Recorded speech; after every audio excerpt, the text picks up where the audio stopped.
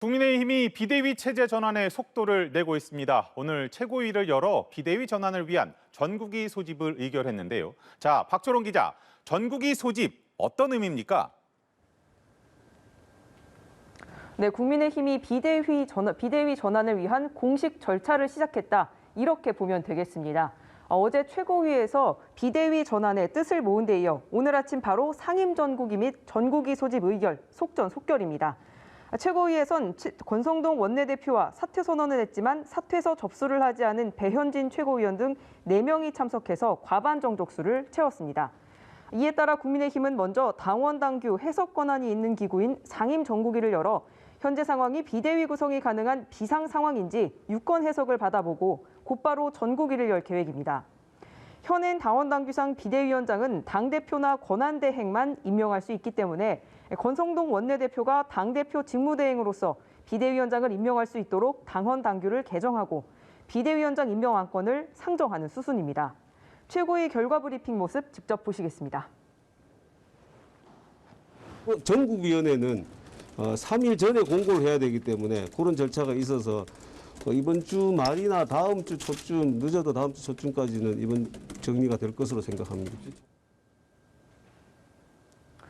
네, 비대위 전환에 반대 입장을 보이던 전국위 의장 서병수 의원은 빠른 시간 안에 전국위를 열 수 있도록 하겠다는 전향적 입장을 밝혔습니다. 국회에서 기자들과 만난 권 원내대표는 의원들의 의견을 수렴해 비대위원장을 추천하겠다며 아직 추려진 후보는 없다고 밝혔습니다. 중진 의원들이 후보로 거론되고 있습니다. 이 대통령실은 당이 조속히 정상화되길 바란다며 비대위 전환에 힘을 실었습니다. 자, 박 기자, 당원권 6개월 정지 상태인 이준석 대표는 반발을 하고 있죠? 네, 그렇습니다. 이 비대위 전환 방법과 시기 여러 가지 면에서 당내 의견이 아주 팽팽하기 때문에 이 진통이 계속될 걸로 예상되는데요.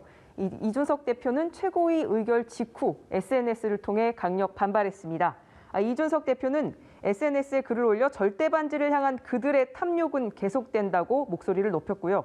이 대표와 가까운 김용태 최고위원은 당 최고위원들의 위장 사퇴 쇼에 환멸을 느낀다고, 또 허은하 의원은 절차적 정당성을 잃었다고 비판했습니다. 비대위 출범 뒤에 조기 전당대회가 열리면 이준석 대표 복귀는 어려워지게 됩니다. 이 당내에선 차기 전당대회 개최 시점을 두고선 9월 임시전당대회를 전제로 한 2달짜리 비대위가 적합하다는 의견, 그리고 5개월에서 6개월의 임시 비대위가 돼야 한다는 의견, 이렇게 두 의견이 엇갈리고 있는 상황입니다. 자, 더불어민주당에서는 오늘 당권 주자들의 첫 TV 토론이 열렸다고요? 네, 그렇습니다. 20분 전쯤 첫 토론회 끝났습니다. 이 당권 주자인 이재명, 박용진, 강훈식 세 후보가 처음으로 맞붙는 자리였습니다. 박용진, 강훈식 후보가 앞서가는 이재명 후보를 향해 얼마나 적극적으로 공세를 펼칠지 관전 포인트였는데요. 박 의원이 이재명 의원의 개항을 공천 과정 등을 특히 강하게 비판한 점이 눈에 띄었습니다. 내일부터는 순회 경선이 가장 먼저 열리는 강원 그리고 대구 경북 지역부터 대의원과 권리당원들의 온라인 투표가 시작됩니다.